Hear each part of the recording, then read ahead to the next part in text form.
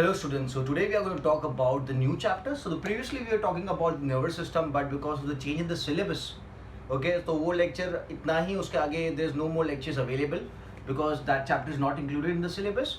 So today we will talk about the new chapter, that is how do organisms reproduce. ठीक है, how do organisms reproduce.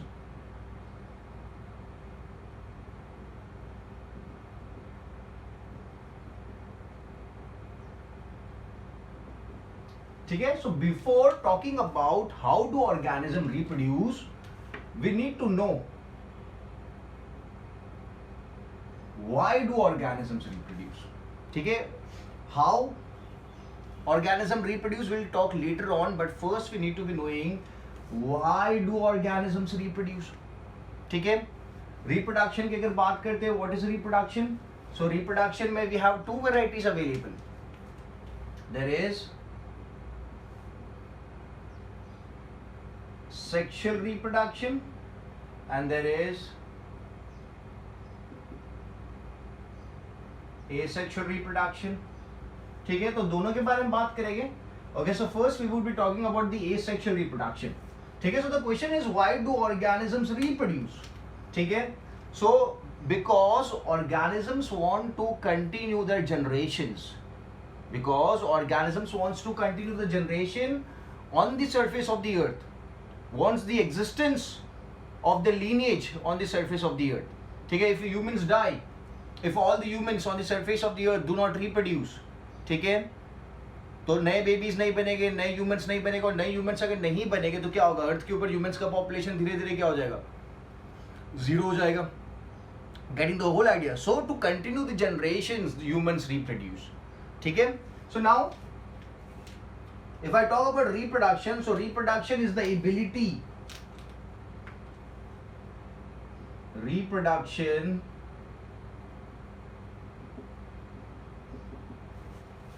is the ability of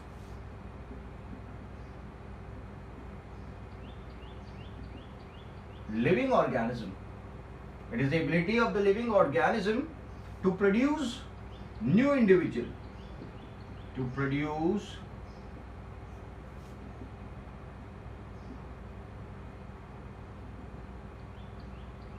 new individuals similar to them.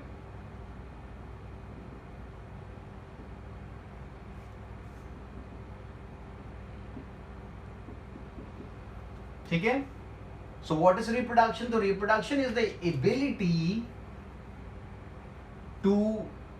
of living organisms, जितने भी living organisms है सब में ये ability होगी to produce new individuals similar to them, similar to them. ठीक है, अब ये जो word है similar का मतलब क्या होता है? Similar मतलब like the parents. Okay, you look like your parents. When you have kids, your kids are going to look like you. ठीक है, हाथी का जो बेबी होता है, एलिफेंट का जो बेबी होता है, एलिफेंट जैसा दिखता है. हॉर्स का बेबी हॉर्स के जैसा दिखेगा. डॉग का पपी डॉग के साथ दिखेगा. क्यों? सिमिलैरिटी आपको देखने को मिल रही है. तो यहां पे जो सिमिलैरिटी है, that is because of what? That is because of the genetic material. That is because of the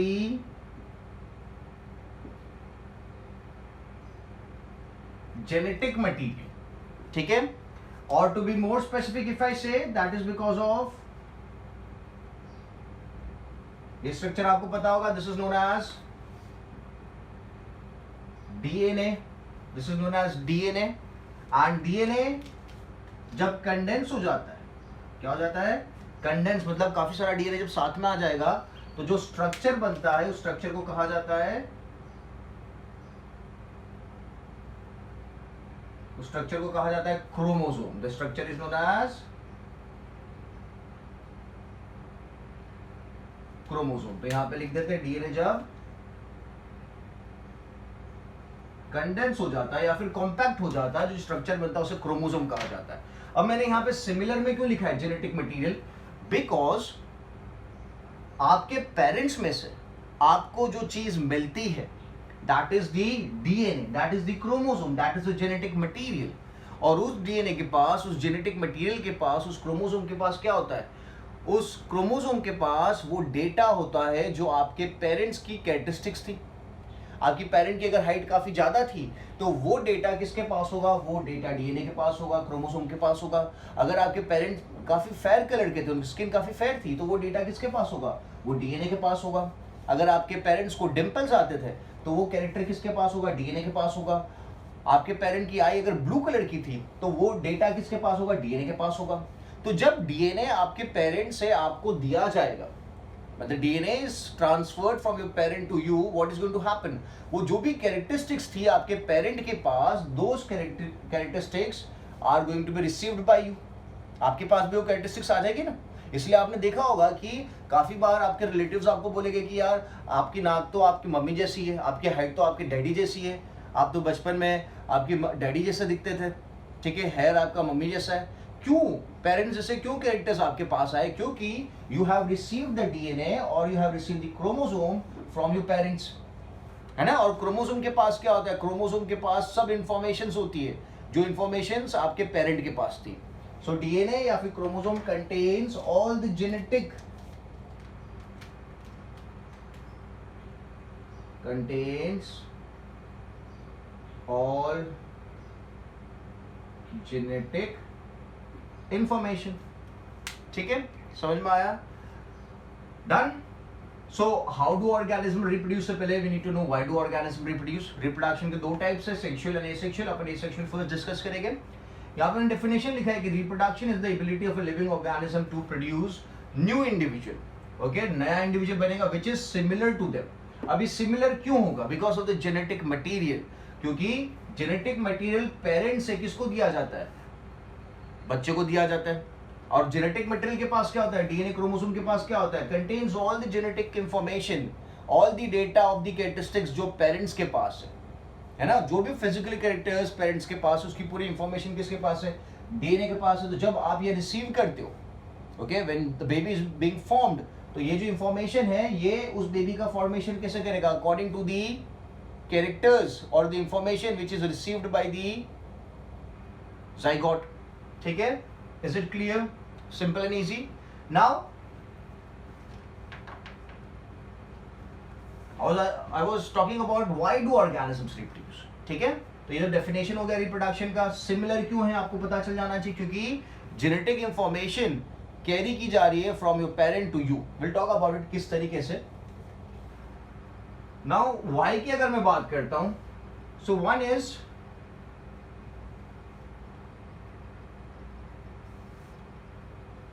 why do organisms reproduce? The first point is for the continuation, for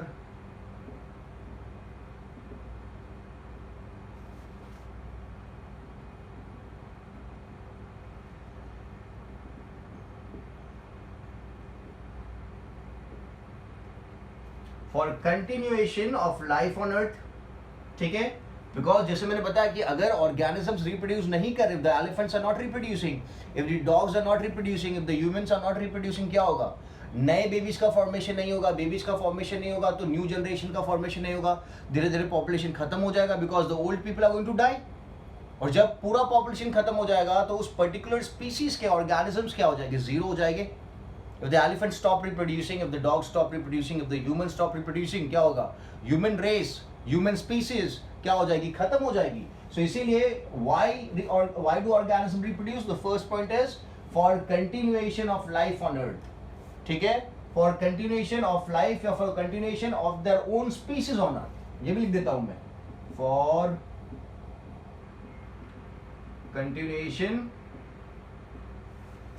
of species on earth, ठीक है। The second point is, same point में लिख रहा हूं, for the addition of new species, for the addition of new species, ठीक है। Then replacement of dead organisms,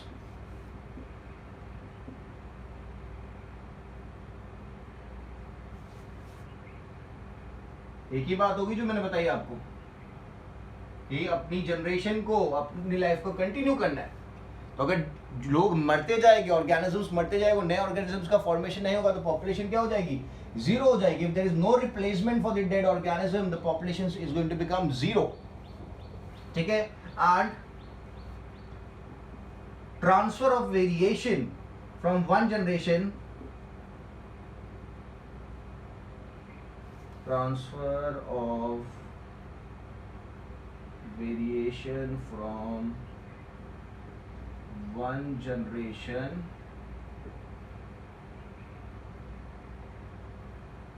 to another. ठीक है. Transfer of variation from one generation to another. I talk about this later on. अभी देखते हैं. ठीक है. So why do organism reproduce? तो for the continuation of life on earth, for continuation of species on earth, या फिर addition of new species, या फिर रिप्लेसमेंट ऑफ डेड ऑर्गेनिजम्स, या फिर transfer of variation from one generation to another. ठीक है. So that is the reason organisms reproduce. ठीक है. अच्छा, in the previous chapter we were talking about the important life processes. ठीक है. तो is reproduction an important life process? क्या reproduction एक इंपॉर्टेंट लाइफ प्रोसेस है?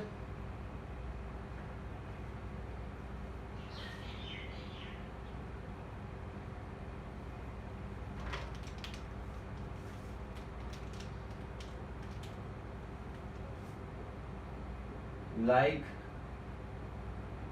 other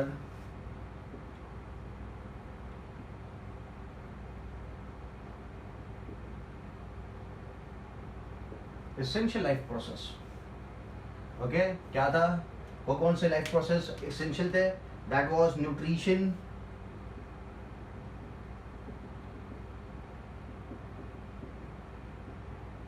एक्सक्रीशन, ठीक है, सर्कुलेशन, रेस्पिरेशन, ग्रोथ.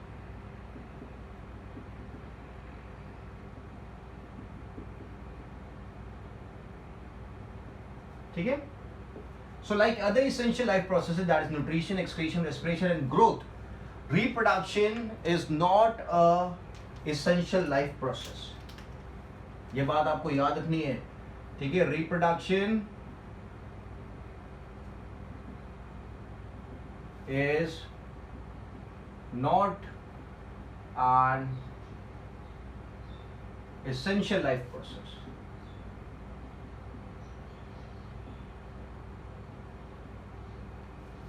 ठीक है. Is it clear? Because if a organism do not reproduce, the organism is not going to die.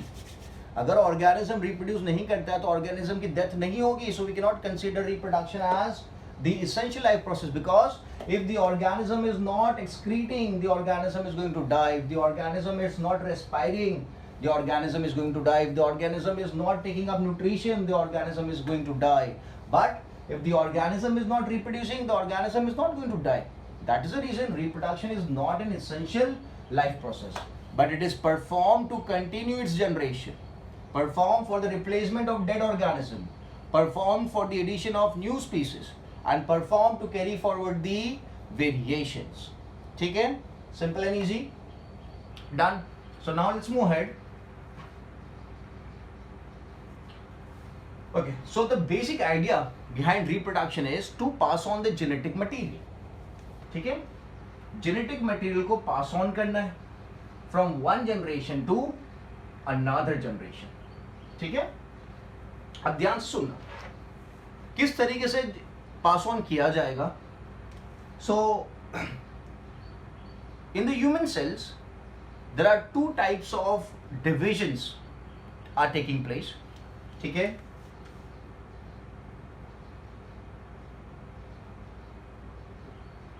अपनी body में there are different types of cells.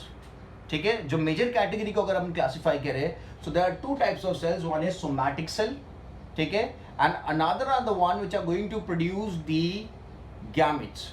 ठीक है. तो मैं यहां पे लिखता हूं, दो कैटेगरी में डिवाइड करता हूं. Somatic cell and another is gamete producing cell.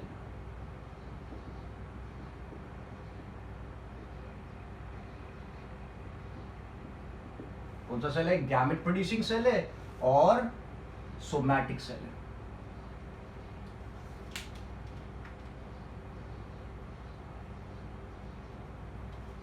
अब गैमेट प्रोड्यूसिंग सेल्स कहाँ देखने को मिलते हैं? गैमेट्स का मतलब मैं यहाँ पे बोल रहा हूँ स्पर्म और एग की बात कर रहा हूँ, बिकॉज रिप्रोडक्शन में स्पर्म और एग काफी इंपॉर्टेंट रोल प्ले करते हैं। तो गैमेट प्रोड्यूसिंग सेल्स कहाँ पे देखने को मिलेंगे? तो gamete producing cells, if I am talking about mail,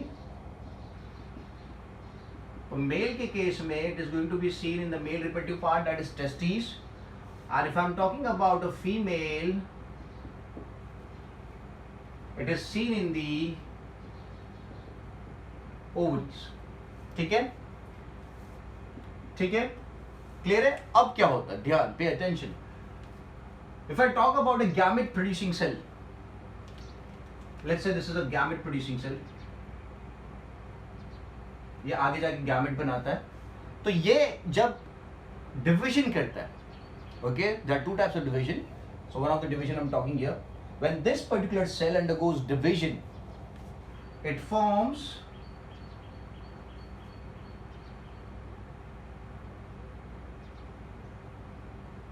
four cells, or we can put it as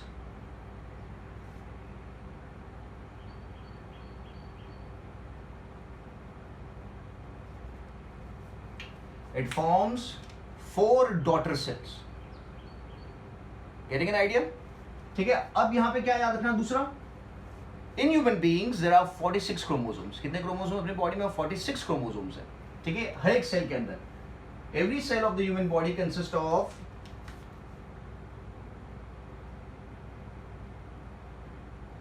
every cell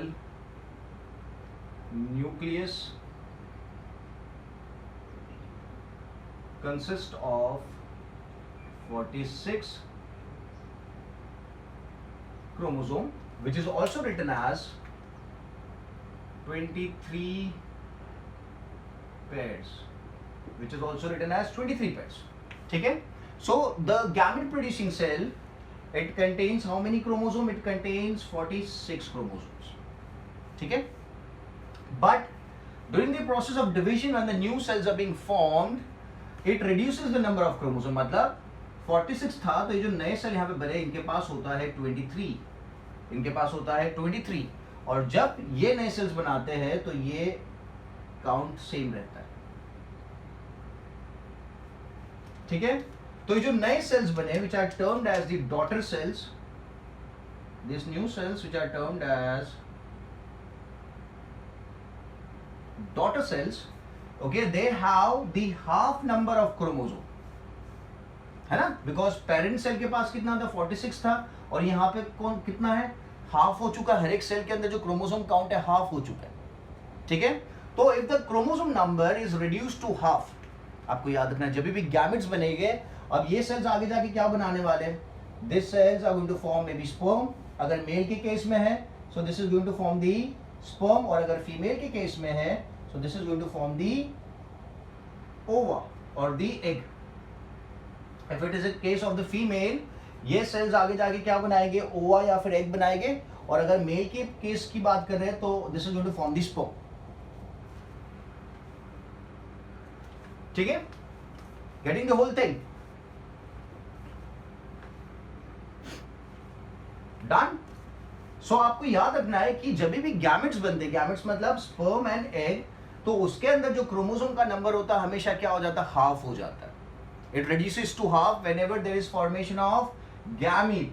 जब भी स्पर्म बनेगा या फिर एग बनेगा तो number of chromosome is reduce to half.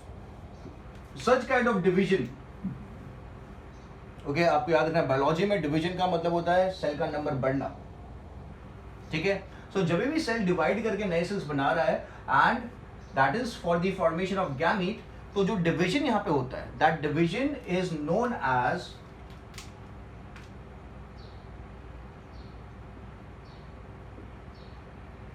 Meiosis. उस डिवीजन को क्या कहा जाता है? मियोसिस कहा जाता है. तो आपको याद रखना है कि गैमेट फॉर्मेशन के लिए कौन सा डिवीजन काम में आता है? मियोसिस. मियोसिस क्या करता है? क्रोमोसोम के नंबर को, नंबर ऑफ क्रोमोसोम को क्या कर देता है? हाफ कर देता है in the sperm and in the egg. क्यों करेगा? Will talk about it. ठीक है, simple and easy. Okay, because the number of chromosome is reduced to half, meiosis is also known as.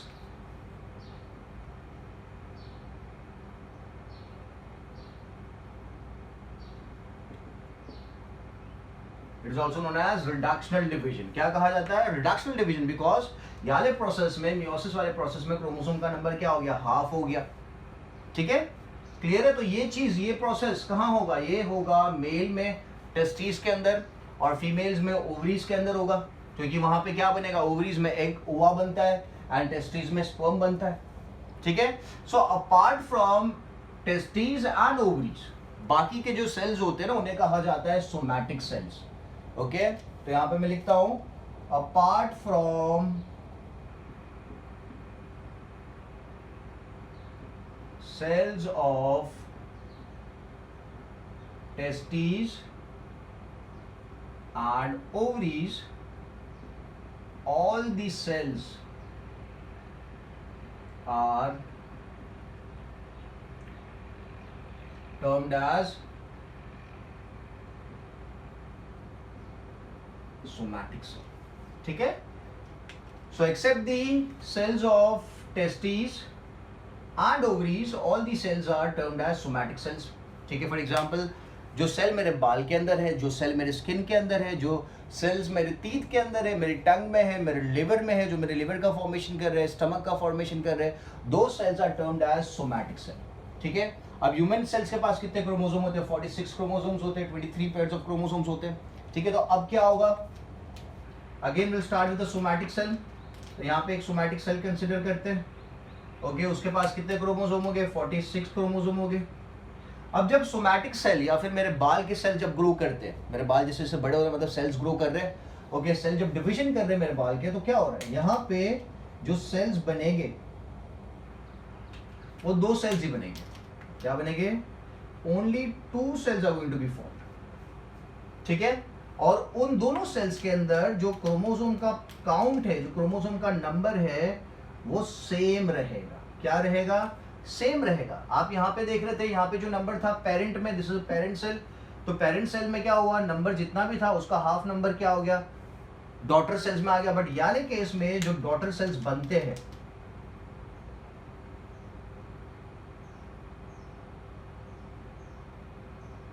ठीक है, जो डॉटर सेल्स बनेंगे, उन daughter cells के अंदर जो क्रोमोसोम नंबर क्या रहेगा? सेम रहेगा। ठीक है, सो अगर मैं इस डिवीजन को रिडक्शनल डिवीजन बोलता हूं, तो I can term this division as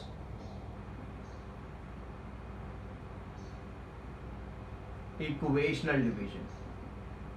I can term this division as equational division, and the proper term for it is mitosis. The proper term is mitosis. तो मैंने आपको यहाँ पे दो टाइप के डिविजन्स दिखाए, एक माइटोसिस और एक मियोसिस। तो आपको याद क्या रखना है? माइटोसिस में जो क्रोमोसोम नंबर पेरेंट सेल में था, वही नंबर कहाँ पे आएगा? डॉटर सेल में आएगा। और मियोसिस में क्या याद रखना है? जो क्रोमोसोम नंबर पेरेंट सेल में था, उसका हाफ किस में आएगा? डॉटर सेल में आएगा। और ये सेल्स आगे जाके क्या बनाने वाले? तो ये सेल्स आगे जाके, अगर मेल के सेल्स है तो क्या बनाएंगे? स्पर्म बनाएंगे। अगर फीमेल के सेल्स है तो क्या बनाएंगे? एग बनाएंगे। और ये सेल्स आगे जाके क्या बनाएंगे? तो ये बना सकते हैं, स्किन बना सकते हैं, लिवर का फॉर्मेशन कर सकते हैं, किडनी के सेल्स बन सकते हैं, बाल के सेल बन सकते हैं। ठीक है, so they have the same number of chromosome. Clear है? ठीक है, तो आगे जाके अपन जब चैप्टर में देखेंगे एसेक्सुअल रिप्रोडक्शन के बारे में पढ़ेंगे, तो एसेक्सुअल रिप्रोडक्शन जब भी होता है, तो एसेक्सुअल रिप्रोडक्शन में जो डिवीजन होता है, जो नए सेल्स बनते हैं, नया ऑर्गेनिज्म बनेगा, that is going to be the product of, that is going to be the product of mitosis. किस में? Asexual reproduction. इसलिए मुझे आपको बताना पड़ा ये चीज कि एसेक्सुअल रिप्रोडक्शन में जब नया ऑर्गेनिज्म का फॉर्मेशन होगा, that is going to be through the process of mitosis. ठीक है, बट जब भी आप सेक्सुअल रिप्रोडक्शन की बात करोगे in the higher animals, okay, जब रिप्रोडक्शन होता है तो उसके जो प्रोसेस इन्वॉल्व है, that is meiosis. That is meiosis. आ रही बात समझ में? क्योंकि सेक्सुअल रिप्रोडक्शन के लिए क्या चाहिए? गैमेट्स चाहिए। There is requirement of gametes, and asexual reproduction के लिए गैमेट्स नहीं चाहिए। So in this lecture we would be talking about the asexual reproduction. फिर नेक्स्ट लेक्चर में अपन देखेंगे कि सेक्सुअल रिप्रोडक्शन किस तरीके से होता है, but before we do that आपको ये चीजें दोनों क्लियर होनी चाहिए, आपके ये दिमाग में बैठ जाना चाहिए कि गैमेट बनने के लिए, गैमेट बनाने के लिए सेक्सुअल रिप्रोडक्शन में क्या चाहिए होता है। सेक्सुअल रिप्रोडक्शन में जो डिवीजन चाहिए that is known as meiosis, और एसेक्सुअल रिप्रोडक्शन में गैमेट्स नहीं होते, इसलिए जो डिवीजन देखने को मिलेगा that is going to be mitosis. ठीक है, सो आप वीडियो पॉज कर लो, जो भी डिटेल्स मैंने यहाँ बोर्ड पे लिखी उसको आप कॉपी कर लो। ठीक है,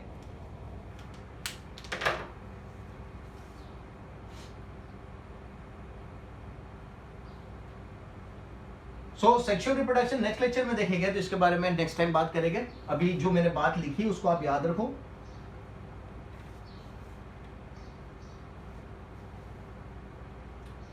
Human cell has 46 chromosome. Different animals have different cells. Potato जो है, पोटैटो उसके पास 48 क्रोमोसोम्स होते हैं। सो यहां पे लिख लेते हैं sexual reproduction requires gamete and asexual reproduction does not require gamete। ठीक है, ये बात दिमाग में बिठा लेना। क्लियर है? सो गैमेट बनाने के लिए कौन सा प्रोसेस यूज में आता है?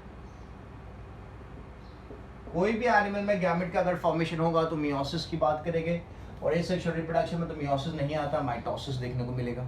ठीक है, now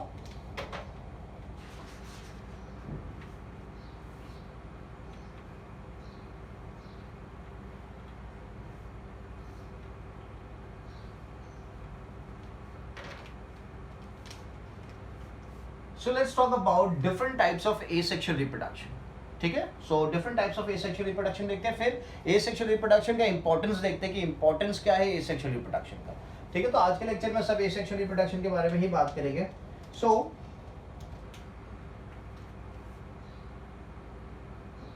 one type of asexual reproduction is fission.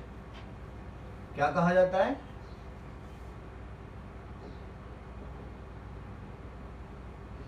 Fission कहा जाता है। So let's say if there is a bacteria, ठीक है, bacteria is a unicellular organism।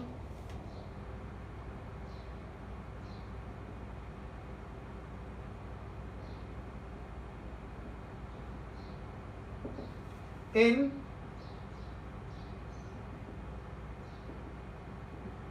unicellular organism। ठीक है, unicellular is single cell। तो I can take the example of amoeba भी ले सकते हैं। ठीक है, we can also take the example of bacteria। ठीक है, तो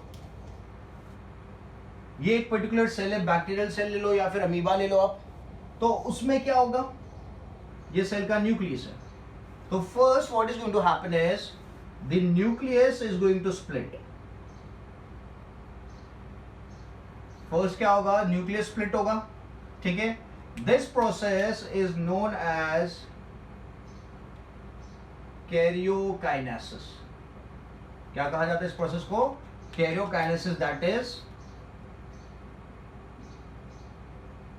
स्प्लिटिंग अप ऑफ न्यूक्लियस। और उसके बाद क्या होगा, धीरे धीरे ये जो सेल है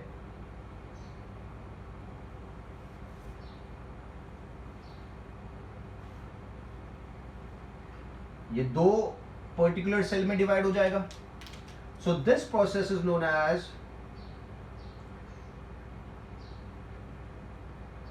cytokinesis। This process is known as cytokinesis, that is splitting up of a cell। ठीक है, splitting up of the cell। तो ये जो दो सेल्स बने इसको बट ऑब्वियसली क्या बोलेंगे, डॉटर सेल्स बोलेंगे।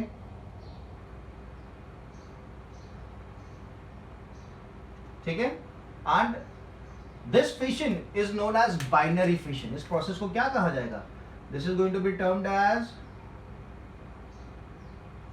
binary fission because एक बैक्टीरियल सेल या फिर एक अमीबा जो है, let's talk about if this is a amoeba,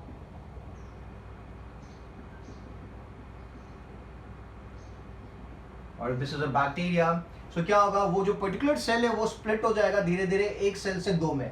तो यहां पे क्या मिला आपको, दो अमीबा मिल गए, दो बैक्टीरियल सेल मिल गए।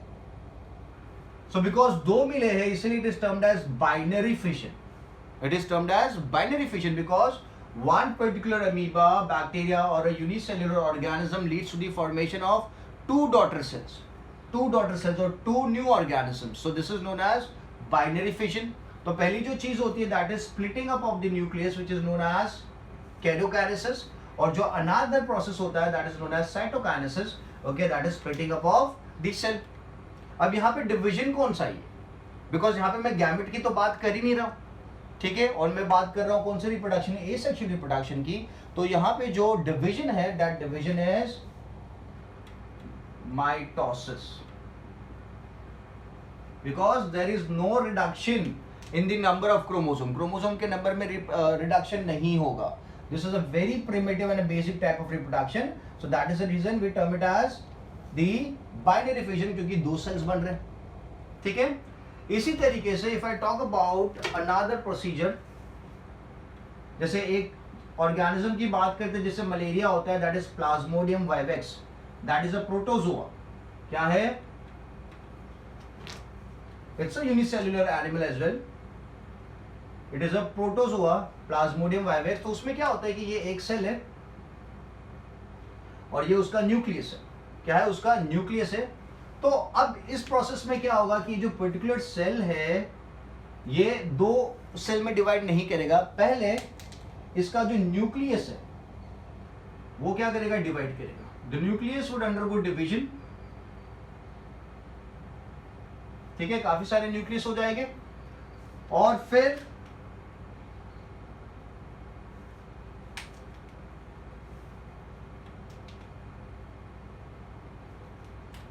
क्या होगा, ये न्यूक्लियस के सराउंडिंग में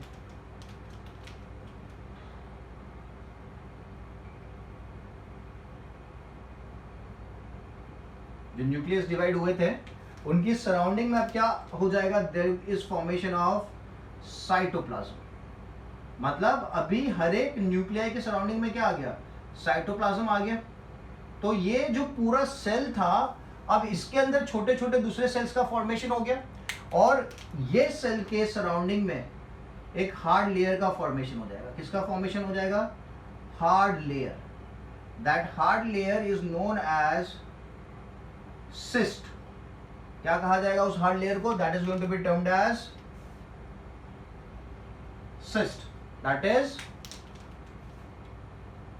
हार्ड प्रोटेक्टिव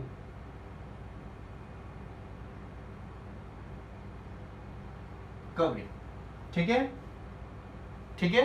तो पहले स्टेप में क्या हुआ, first step it was nuclear division, nucleus divide, ठीक है, और फिर क्या हुआ, cytoplasm is formed around each nucleus. यहां पे मैं लिखता हूं, डिवाइड की जगह मैं लिखता हूं न्यूक्लियस अंडरगोज मल्टीपल डिवीजन, ठीक है, न्यूक्लियस अंडरगोज मल्टीपल डिवीजन, क्योंकि काफी सारे न्यूक्लियस का फॉर्मेशन हुआ है। और फिर क्या होगा, न्यूक्लियस के सराउंडिंग में there is cytoplasm is formed around the nucleus. So now each of this individual cell becomes an individual organism, okay, it becomes individual organism या फिर प्लाज्मोडियम बोल सकते हो आप, ठीक है। अब क्या होगा, जब फेवरेबल कंडीशंस आती है, if the favorable condition occurs, what is going to happen, ये जो cyst है ये break हो जाएगा, the cyst is going to break and this small unicellular organisms they are going to come out of the cyst, ये सब cyst से बाहर आ जाएंगे, and they're going to spread in the body of the organism. इस तरीके से बाहर आ जाएगी फेवरेबल कंडीशन पे. तो यहाँ पे आप देख रहे हो, you started with a single cell, this is a single parent cell, but अब क्या हुआ at the end, we have so many new cells being formed. काफी सारे नए सेल्स का फॉर्मेशन हुआ from a single cell. From a single cell, a lot of new cells are being formed, a lot of new plasmodium are formed. ठीक है, तो this is known as, दो तो नहीं हो रहे ना, काफी सारे हो रहे हैं, so we'll term it as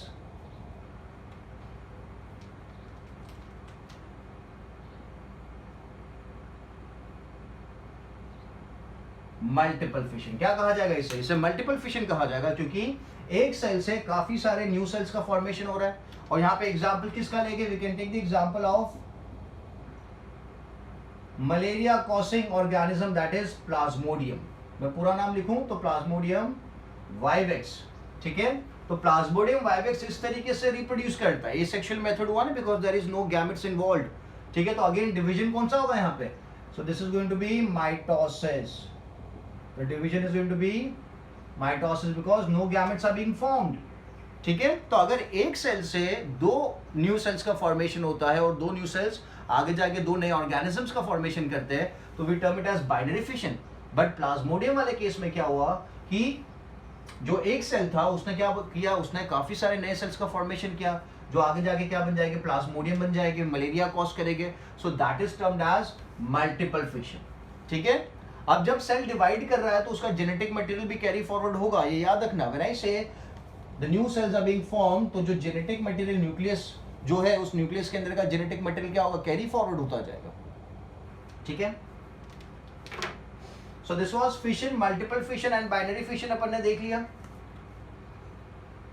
अब देखते हैं फ्रैगमेंटेशन.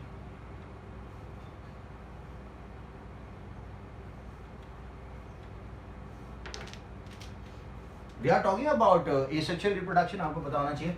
सो फ्रैगमेंटेशन की बात करता हूं, तो फ्रैगमेंटेशन में एक ऑर्गेनिज्म जो इन्वॉल्व है, that is algae, that is spirogyra.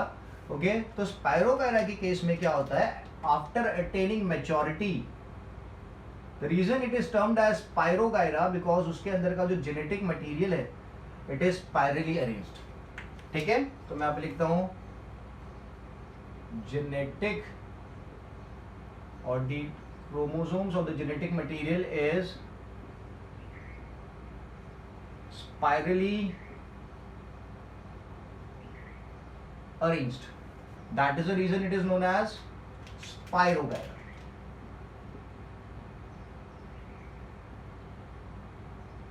ठीक है, so spirogyra is a filamentous algae. क्या है ये filamentous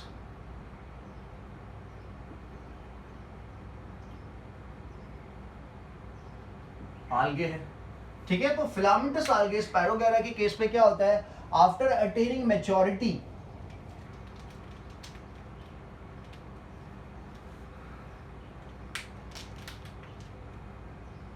after attaining maturity,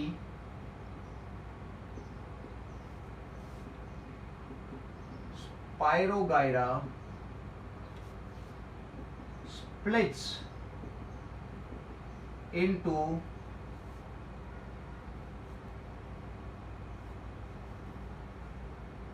small fragments. After attaining maturity, maturity के बाद, after attaining maturity, Spirogyra splits into small fragments. ठीक है, so let's say ये इस तरीके से split हो गया small fragments में. ठीक है, so each of this fragment, each of the Spirogyra fragment leads to the formation of new Spirogyra. ठीक है, तो यहां पे कितने स्पाइरोगायरा बनेंगे? तो ये बनाएगा पूरा एक स्पाइरोगायरा, ये बनाएगा दूसरा स्पायरोगायरा, ये बनाएगा तीसरा, ये बनाएगा फोर्थ और ये बनाएगा फिफ्थ। मतलब जितने स्प्लिटिंग्स होंगे, जितने फ्रेगमेंट्स डेवलप होंगे, उतने स्पायरोगायरा का फॉर्मेशन होगा। ठीक है, so this is a very primitive method of reproduction, this is asexual reproduction. कौन सा डिवीजन इन्वॉल्व है? तो यहां पे इन्वॉल्व है माइटोसिस, और प्रोसेस को क्या कहा जाएगा? So this is going to be termed as fragmentation. This is going to be termed as fragmentation. So fragmentation का एग्जांपल क्या है? ठीक है, फ्रेगमेंटेशन का एग्जांपल क्या है? फ्रेगमेंटेशन का एग्जांपल स्पायरोगायरा। ठीक है, एक और इंपॉर्टेंट बात आपको याद रखनी है कि जो स्पायरोगायरा है ये मल्टी सेल्यूलर है, क्योंकि मैं प्रीवियस जब मैं बात कर रहा था फिशन की तो मैंने बोला था यूनिसेल्यूलर ऑर्गेनिजम्स होते हैं, but when you talk about fragmentation, तो फ्रेगमेंटेशन में जो स्पायरोगायरा है that is a multi cellular animal.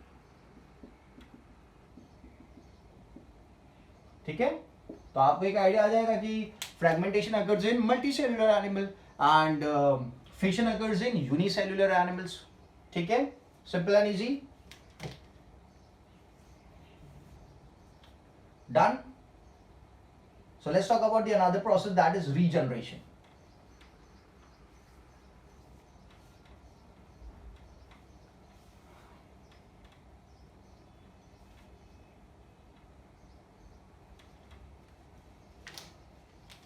So let's say there's an organism termed as planaria. अगर मैं प्लेनेरिया की बात करता हूं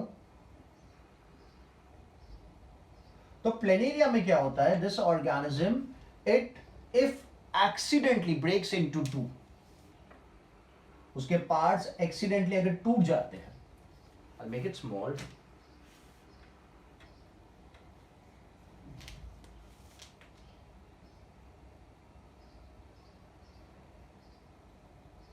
ठीक है। So if this is planaria, if it breaks into 1-2 parts accidentally, ठीक है, तो ये वाला जो पार्ट है, इस पार्ट से पूरी बॉडी डेवलप हो जाएगी। The rest of the body is going to be developed from this part। तो मैं ब्लू कलर दिखाता हूं, ठीक है। फिर कौन सा पार्ट था? बीच वाला पार्ट है, तो इससे क्या होगा? इससे भी पूरी बॉडी डेवलप हो जाएगी। This is going to lead to the formation of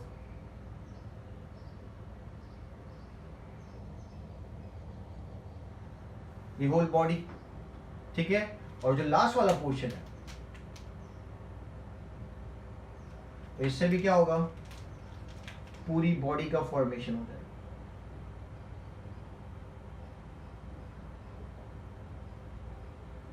clear है? तो यहां पे आप क्या देख रहे हो कि ये वाला जो पार्ट है ये पेरेंट पार्ट है जो अपन ने रेड में दिखाया है, और बिकॉज यहां पे प्लेनेरिया एक्सीडेंटली स्प्लिट हो गया, ठीक है। ऐसा नहीं है कि जैसे मैंने पहले वाले केस में बोला कि मैच्योरिटी पे स्प्लिट होता है, ऐसा नहीं है। यहां पे जो स्प्लिटिंग हुई है दैट इज एक्सीडेंटली।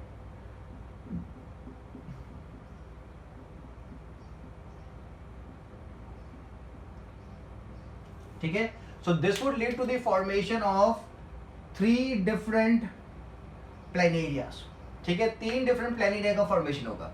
तो यहाँ पे होता क्या है कि यहाँ पे ये जो प्लेनेरिया है, जो ऑर्गेनिज्म है, उसके पास स्पेशल टाइप्स ऑफ सेल्स होते हैं, रीजनरेटिव सेल्स, जो क्या करते हैं, जैसे यहाँ पे रीजनरेटिव सेल है तो उन्होंने क्या किया? याली पूरी बॉडी बना दी। यहाँ पे भी रीजनरेटिव सेल्स है तो उन्होंने बाकी की बॉडी बना दी। तो रीजनरेशन जो प्रोसेस है, this process is known as regeneration। and what do we observe in regeneration? तो आपको याद रखना है this is taking place in hydra and planaria। ठीक है, ये दोनों मल्टी सेल्यूलर एनिमल्स हैं। These are multi cellular animals, ठीक है। and what do they consist of? So this animal consists of special regenerative cells।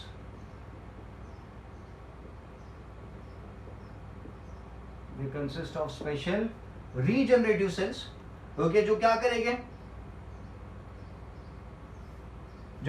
This special regenerative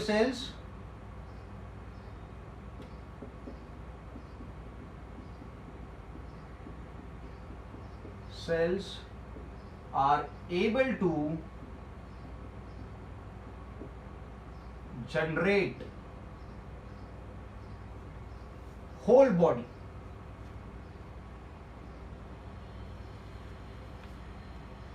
missing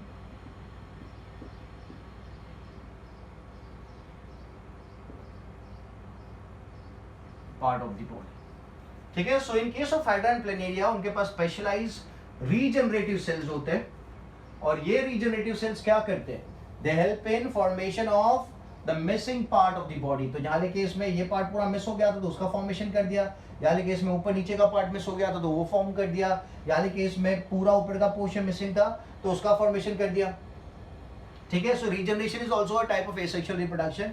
तो कौन सा डिवीजन इन्वॉल्व होगा, so mitosis is involved, mitosis is involved, ठीक है, simple and easy, okay।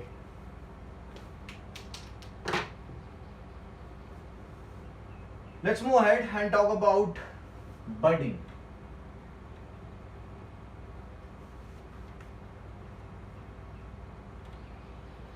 So in Hydra, see, people get confused saying that Hydra is a plant, Hydra is not a plant, Hydra is an animal। तो hydra के case में अगर देखें,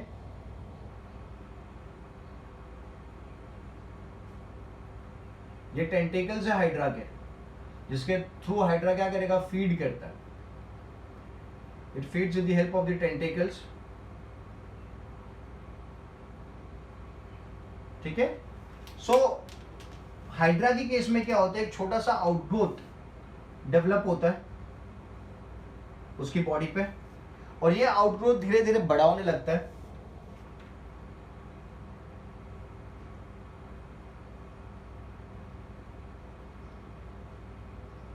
ठीक है। And when it has become matured enough, वो क्या करेगा, यहां से डिटैच हो जाएगा, it detaches. So when it detaches it becomes individual plant, it becomes individual plant after the detachment। So this process is termed as budding, ठीक है। जहां पे क्या हुआ, एक मल्टी सेल्यूलर आउटग्रोथ डेवलप हुई यहां से, ओके, रिपीटेड सेल डिवीजन की वजह से, और फिर क्या हो गया, आफ्टर अटेनिंग मैच्योरिटी वो वहां से डिटैच हो गई। When fully grown it detaches to grow into a new independent individual, ठीक है। तो यहां पे मैं लिख देता हूं,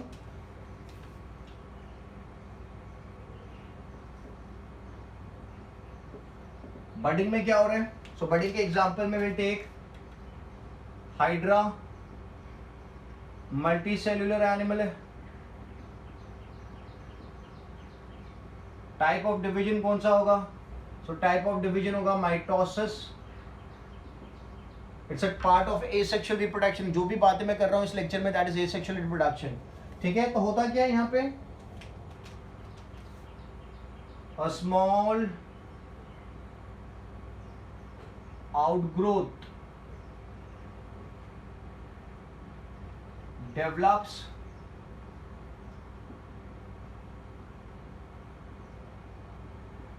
on the parent body, ठीक है। This outgrowth undergoes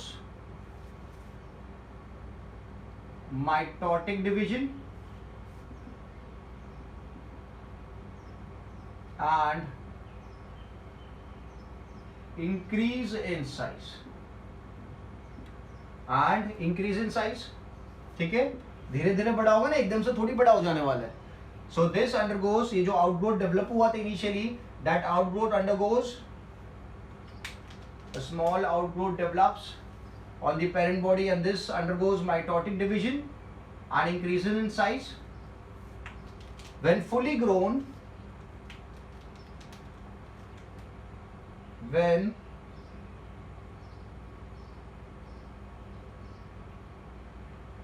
outgrowth is fully grown or developed, it detaches from parent plant. It detaches from parent plant and becomes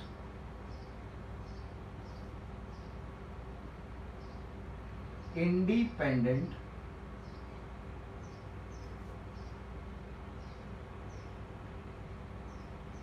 organism. Initially जब वो पेरेंट प्लांट से अटैच था, पेरेंट प्लांट लिखा मैंने, parent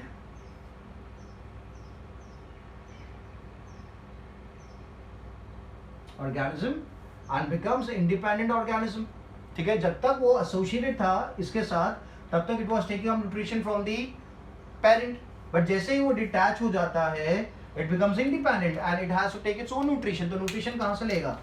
ये जो ओपनिंग दिख रही है वहां से न्यूट्रिशन लेंगे टेंटेकल्स की मदद से. ठीक है, तो such kind of division is known as budding. Clear है? Simple and easy. So example में किसको याद रखेंगे? हाइड्रा को याद रखेंगे.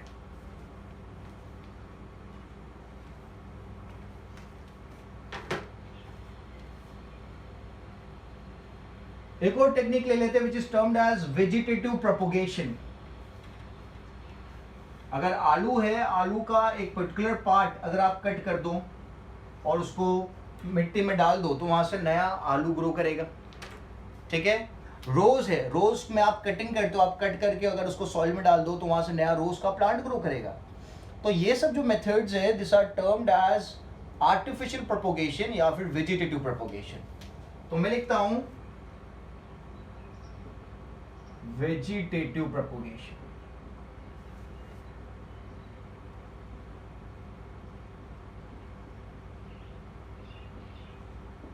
So we are talking about the plants here, vegetative. So vegetative propagation is what? When the vegetative part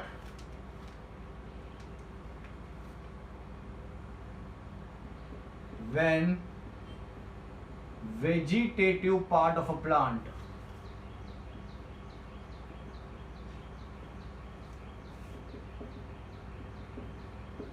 what is a vegetative part? Vegetative part कौन सा है प्लांट का?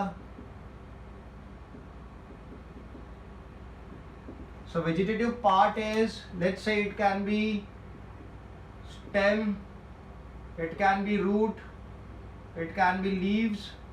ठीक है, so if the vegetative part of the plant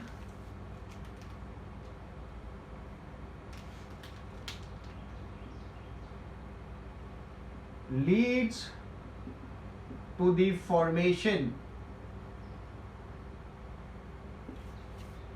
of a new plant.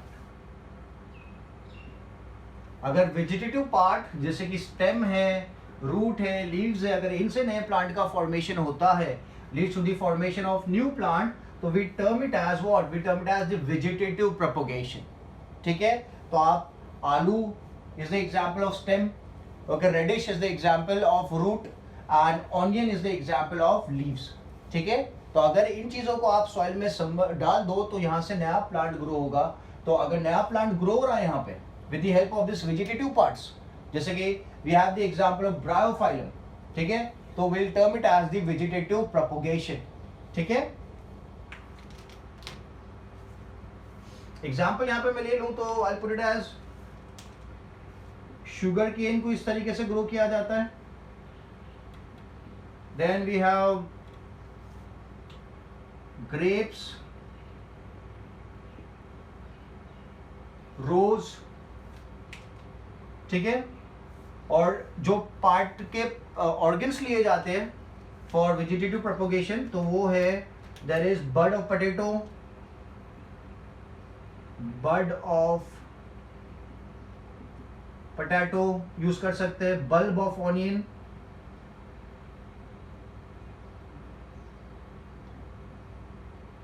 Bulb of onion use कर सकते हैं, या फिर राइजोम ऑफ जिंजर.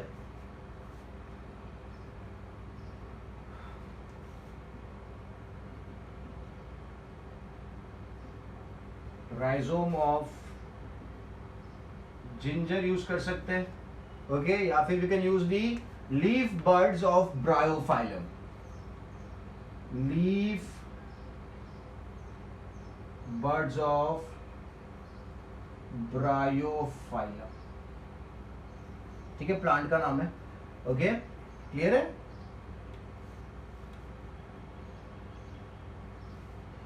ठीक है, तो अगर स्टेम को निकाल के आप सॉइल में डाल रहे हो, नया प्लांट ग्रो कर रहा है, रूट को अगर निकाल के आप सॉइल में डाल रहे हो, नया प्लांट ग्रो कर रहा है, या फिर लीव्स से नया प्लांट ग्रो कर रहा है, तो that is termed as vegetative propagation. तो अगर मैं स्टेम का एग्जांपल लूं तो I use the bud of potato, because potato is a stem, modified stem. अगर रूट का एग्जांपल लेना है तो we can take the example of rhizome of ginger, ठीक है, और अगर लीव्स का एग्जांपल लेना है तो we can take the example of bulb of onion या फिर लीफ बड्स ऑफ ब्रायोफाइलम, ठीक है, क्लियर है।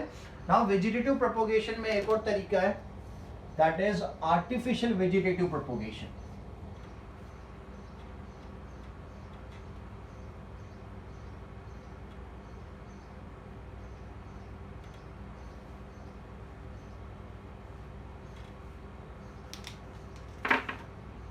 Artificial, that is involving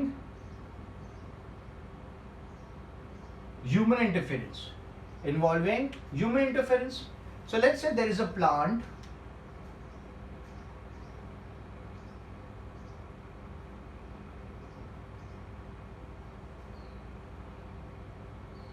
this is just a representation, एक plant है particular, ठीक है,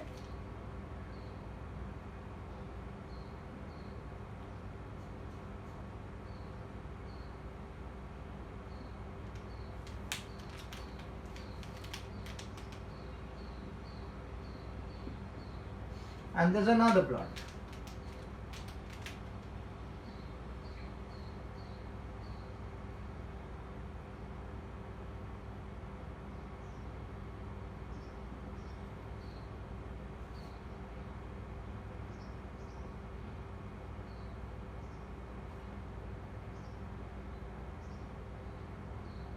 ठीक है। So now what we do is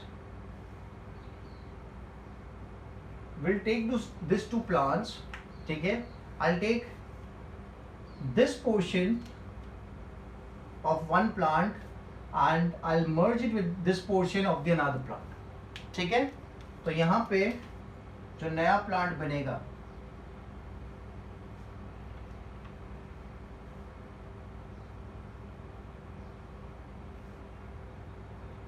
root आप ले रहे हो ग्रीन वाले की, और अपर बॉडी का पोर्शन आप जो ले रहे हो that belongs to the another plant,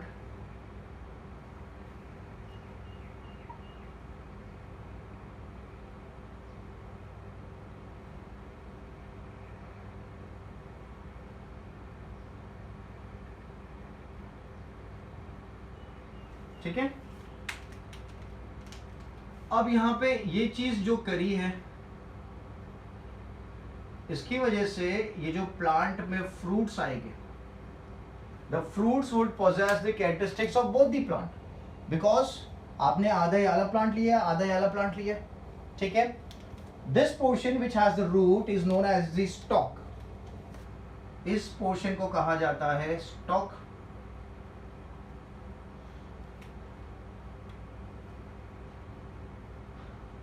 it is known as stock. और ये वाला जो पोर्शन है जहां पे लीव्स है, okay, that is known as scion, it is termed as scion, stock and scion. तो स्टॉक कौन सा पार्ट हुआ, the part of the plant which contains the root, and scion कौन सा पार्ट हुआ, the part of the plant which contains the leaves, ठीक है। तो इससे बेनिफिट क्या होता है, जो ऑफस्प्रिंग्स बनेंगे, जो फ्रूट्स बनेंगे, इसको रब कर देता हूं,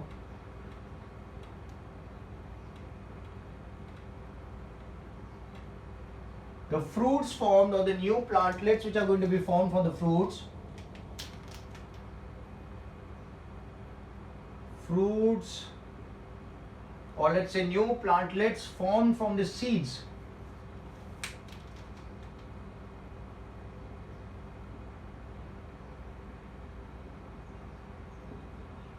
formed or I'll put it as plant possesses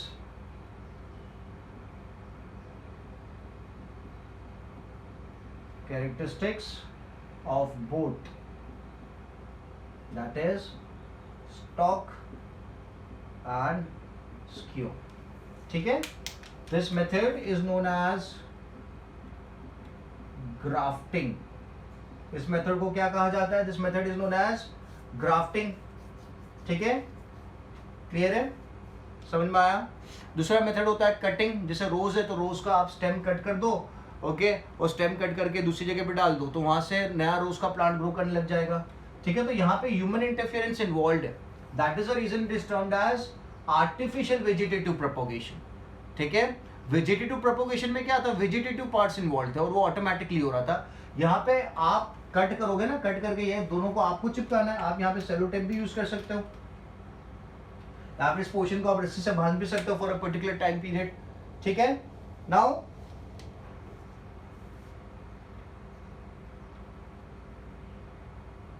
vegetative propagation का बेनिफिट क्या है? What are the benefits of artificial या फिर वेजिटेटिव प्रोपोगेशन? तो होता क्या है, बिकॉज एक ही टाइप का पेरेंट है तो जेनेटिक वेरिएशन देखने को नहीं मिलेगा आपको. तो मैं लिखूंगा मेंटेन्स जेनेटिक स्टेबिलिटी, मेंटेन्स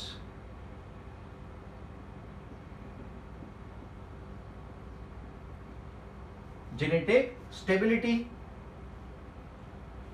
ठीक है, बिकॉज क्यों stability? Because the plants which are produced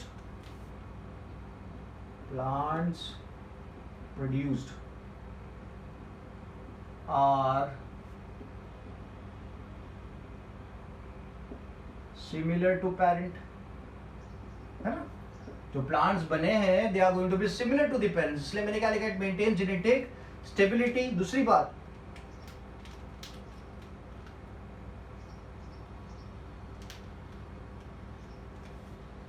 एक और इंपॉर्टेंट बात वेजिटेटिव प्रोपोगेशन का, plants which are produced through vegetative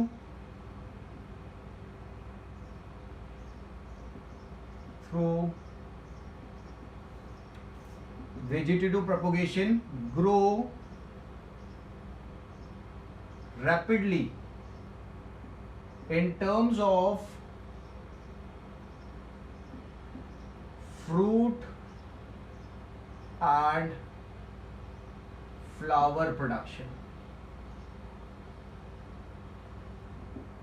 ठीक है, plants produce through vegetative propagation grow rapidly in terms of fruit and flower production in comparison to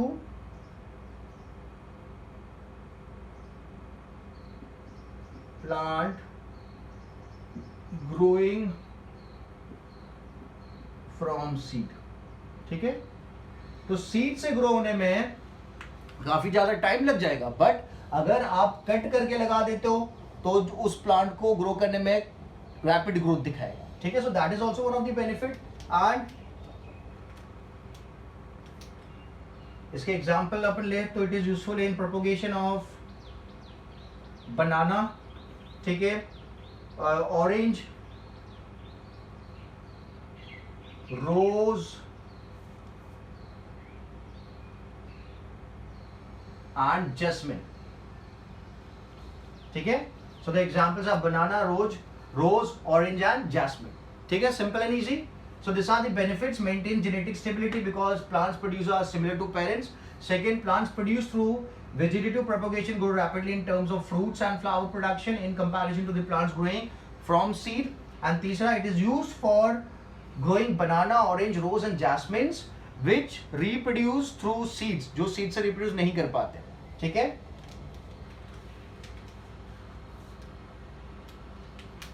इनके पास they have less capacity to produce seed. तो इसीलिए आप क्या करोगे, इनको वेजिटेटिव प्रोपोगेशन के थ्रू इन चीजों को ग्रो कर सकते हो क्योंकि सीड प्रोड्यूसिंग कैपेसिटी इनकी काफी कम है. ठीक है.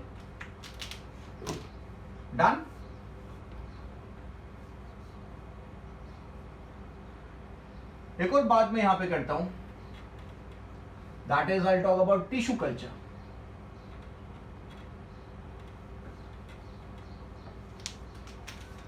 Let's say there is a plant, ठीक है.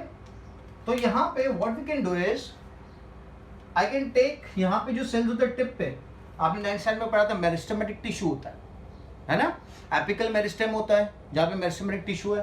तो वहां से I take some meristematic sales,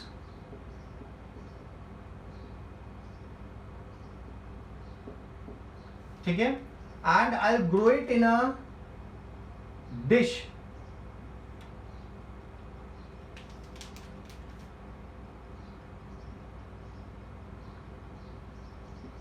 In a dish containing, क्या चाहिए ग्रोथ के लिए, न्यूट्रिशन, कंटेनिंग न्यूट्रिएंट्स, ठीक है. तो जो आपने सेल्स लिए थे मेरिस्टेमेटिक सेल, जब आप उसको न्यूट्रिटिव मीडिया में रखोगे या फिर आप न्यूट्रिशन प्रोवाइड करोगे तो वो क्या करेंगे, रैपिडली डिवाइड करेंगे, बिकॉज खाना अवेलेबल है, सब कुछ अवेलेबल है, ठीक है. So when they divide, so they would start growing, ठीक है. तो जब वो डिवाइड कर रहे हैं, they are going to form bunch of cells, okay. bunch of cell बनेगा जिसे कहा जाता है कैलस, जिसे क्या कहा जाता है, कैलस कहा जाता है, ठीक है. फिर ये कैलस आगे डिफरेंशिएट होगा और डेवलप करेगा into a small plantlet,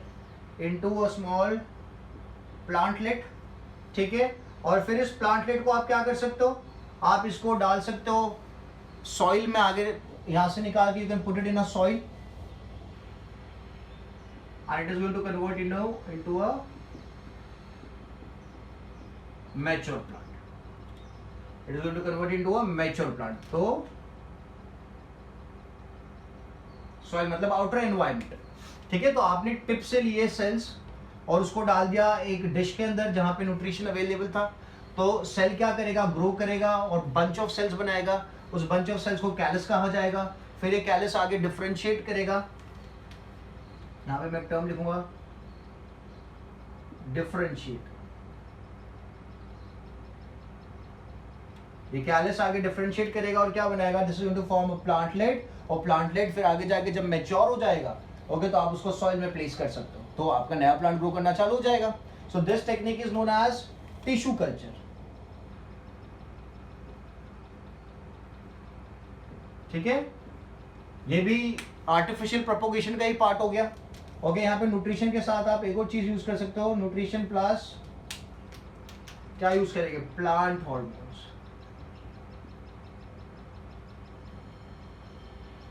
plant growth hormones, ठीक है. क्लियर है. So this is tissue culture. Now let's talk about fungus.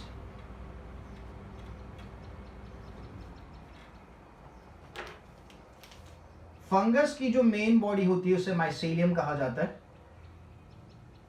और उससे आउटग्रोथ्स बाहर आती है, ठीक है. Those outgrowths are termed as hyphae. Those outgrowths are termed as hyphae.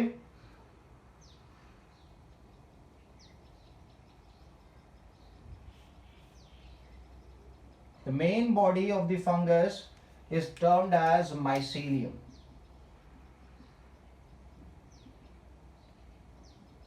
Termed as mycelium. और जो outgrowths बाहर आ रही है, those are termed as hyphae. ठीक है. इस हाइफे के ऊपर इस तरीके का बलून स्ट्रक्चर दिख रहा है आपको, बड़ा सा स्ट्रक्चर दिख रहा है. This are termed as sporangia, ठीक है. This are termed as sporangia या फिर स्पोरेंजियम. और इस स्ट्रक्चर के अंदर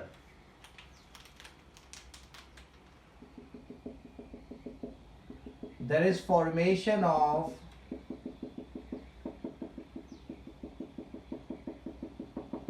spores. That is formation of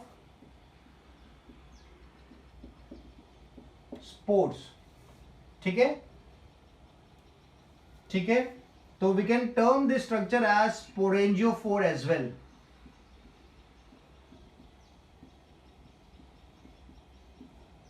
can be termed as sporangiophore because spore का फॉर्मेशन हो रहा है यहां पे. ठीक है, so this type of reproduction is known as spore formation. It's a asexual reproduction. This is spore formation. Observed in fungus. Fungus is a multicellular animal. कौन सा डिवीजन देखने को मिलेगा? माइटोसिस देखने को मिलेगा. ठीक है, और क्या देखने को मिलेगा आपको यहाँ पे? तो आपको याद रखना है कि स्पोरेंजियम फॉर्म स्पोर्स. ठीक है, अब ये स्पोर्स क्या करेंगे? Spores when released from sporangia, it settles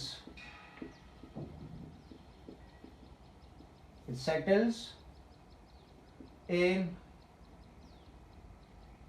moist medium. ये क्या करेगा?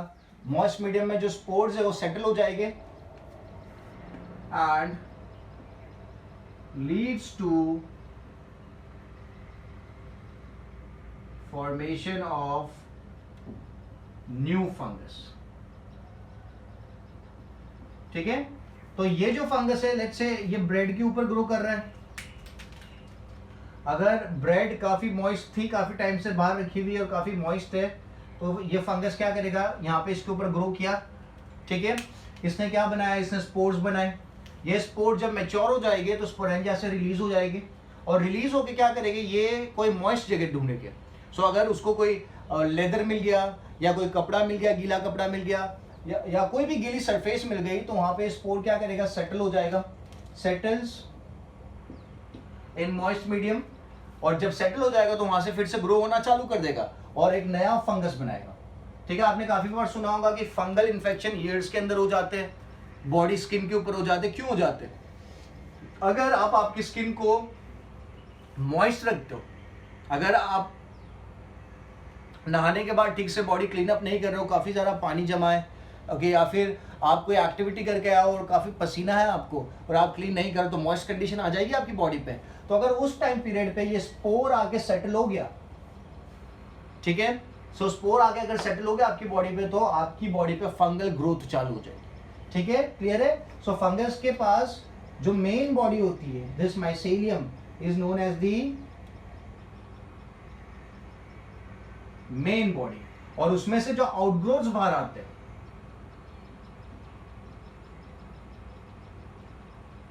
उन आउटग्रोथ को कहा जाता है hyphae. Those outgrowths are termed as hyphae. ठीक है, और उस हाइफे पे आपको स्पोरेंजियम दिखेगा जो स्पोर्स बनाएगा, और स्पोर जब मैच्योर हो जाएगा रिलीज कर दिया जाएगा और सेटल हो जाएगा और नए फंगस का फॉर्मेशन करेगा. सो this technique of reproduction is also asexual reproduction, है ना. ठीक है, क्योंकि गैमेट्स की बात नहीं हुई है. ठीक है, क्लियर है? So these were all types of these were all types of asexual reproduction. अब what are the benefits? अभी इतने सारे organisms asexually reproduce कर रहे हैं, तो there should be some benefit involved as well. So what are the benefits of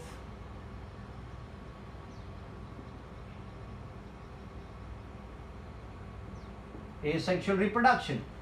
The first is it is fast, rapid mode of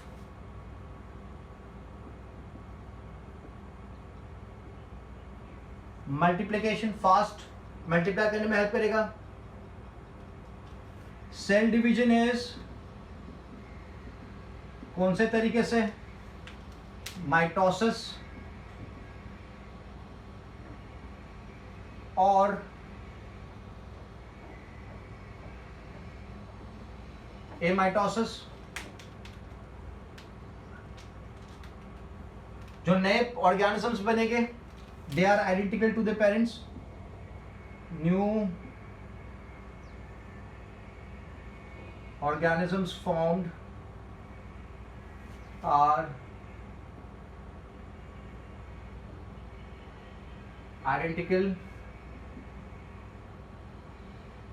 to parents. ठीक है, और last a single parent is involved. हाँ, sexual reproduction में 2 parents चाहिए, male and female. यहां पे single parent is involve. और एक और point, does not involve fusion of gamete. जैसे सेक्सुअल रिप्रोडक्शन में क्या होगा, male and female gamete fuse होते हैं, यहां पे वो चीज नहीं होने वाली. ठीक है, सो बेनिफिट्स क्या है सेक्सुअल रिप्रोडक्शन के, कि रैपिड है, काफी फास्ट मल्टीप्लिकेशन होगा, ऑर्गेनिज्म काफी जल्दी ग्रो कर सकता है. दूसरा, जो सेल डिवीजन होता है वो कौन से प्रोसेस के थ्रू होता है, माइटोसिस या फिर एमाइटोसिस. तीसरा, new organism formed are identical to the parent. ठीक है, वो एग्जैक्टली कैसे हो गए, पेरेंट के जैसे हो गए. तो आप एक और टर्म यूज कर सकते हो आइडेंटिकल की जगह पे, I can use the term clone. They are going to be the clone of the parents. ठीक है, एक और अच्छी बात कि यहाँ पे एक ही पेरेंट की रिक्वायरमेंट है. सेक्सुअल रिप्रोडक्शन में आपको 2 पेरेंट्स चाहिए, तो आप इमेजिन करो अगर one of the parent is absent तो पॉपुलेशन तो ग्रो कर ही नहीं पाएगा. तो ये तो अच्छी बात होगी ना एसेक्सुअल रिप्रोडक्शन के लिए, सिंगल पेरेंट के थ्रू ही रिप्रोडक्शन हो जाता है. एक प्लांट है, वो प्लांट का लीफ ग्रो कर रहा है या प्लांट का स्टेम से नया प्लांट ग्रो कर रहा है. जो आपने देखा अभी बडिंग में क्या था, एक एनिमल है, वहां से हाइड्रा में से बड बाहर आ रहा है. ठीक है, और यहाँ पे एक और बात, गैमेट को फ्यूज करने की रिक्वायरमेंट नहीं है, 2 गैमेट्स को फ्यूज करने की रिक्वायरमेंट नहीं है. तो आप सोचो अगर गैमेट्स और फ्यूजन नहीं हो पाता है, may be due to some reason, ठीक है, तो क्या होगा, तो भी पॉपुलेशन कम हो जाएगा. जैसे फ्रॉग की बात करते तो फ्रॉग में जो गैमेट्स होते हैं, मेल फ्रॉग और फीमेल फ्रॉग क्या करते हैं, पानी में गैमेट्स को रिलीज करते हैं. तो पानी में गैमेट्स को अगर रिलीज किए तो अगर पानी पोल्यूटेड है तो गैमेट्स क्या फ्यूज नहीं हो पाएंगे, और फ्रॉग का पॉपुलेशन जैसा आप देख रहे हो अभी धीरे धीरे कम हो रहा है. ठीक है, तो वो वाला प्रॉब्लम यहाँ पे देखने को नहीं मिलेगा क्योंकि फ्यूजन ऑफ गैमेट्स है ही नहीं. तो फ्यूजन ऑफ गैमेट्स में काफी सारे प्रॉब्लम अराइज हो सकते हैं, बट बिकॉज यहाँ पे फ्यूजन ऑफ गैमेट्स नहीं है तो ये तो एसेक्सुअल रिप्रोडक्शन के लिए एक प्लस पॉइंट हो गया. ठीक है, सो आज के लेक्चर में we have talked about the importance, benefits of asexual reproduction and different types of asexual reproduction. In the next lecture we'll talk about the sexual reproduction. ठीक है, so make sure आप जब भी इस वीडियो को देख रहे हो आप अच्छे से देखो, अच्छे से सुनो. जो भी डाउट आप मुझे व्हाट्सएप कर सकते हो, और वीडियो देखते देखते आपको नोट्स बनानी हो, नोट्स बनाने के बाद आपको वो नोट्स मुझे व्हाट्सएप करनी है. ठीक है, so I'll keep this much for the lecture. In the next lecture we'll move ahead and talk about the new details regarding the chapter. Okay, चलो बाय बाय.